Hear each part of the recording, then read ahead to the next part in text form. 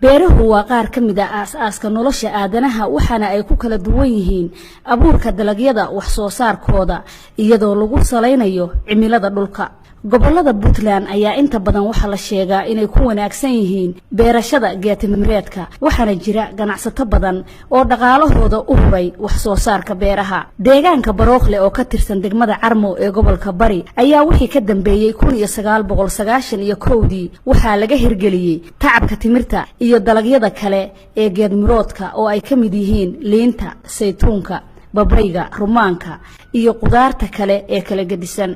600 oo beerood oo midiiba ku fadhido 500 oo mitir ayaa laga hirgeliyay deegaankaas.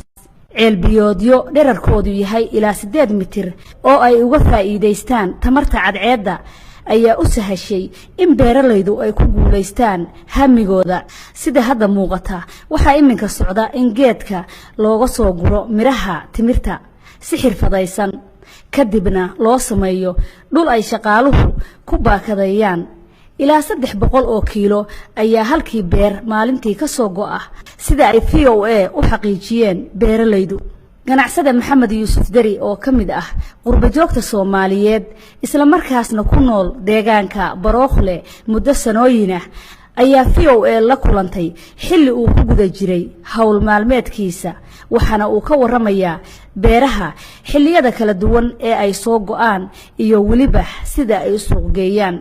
2 sano iyo bar qaarna 3 sano ayay ku dhashay timiraha qaarkood 3 sano marka waxay ku xiran tahay hadba sidii biyo hesho iyo xanaanada iyo wax la mid ah aduu marba in weeye waxay ka marmarka qaarkood ilaa iyo 300 ku dhawaad baa la baasal galaya marmarka qaarkood maalintii.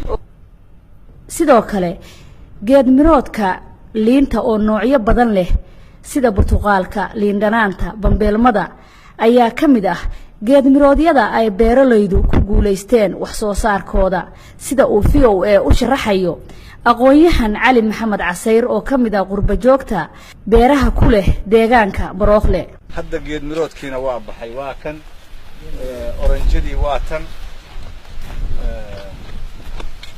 hadda weli markaan aan goosanaya ma cimrigiisii ma dhamaystira weli waa yar yahay laakiin markii uu si dhamaystiran u soo baxo intaas aad buu weynaanayaa.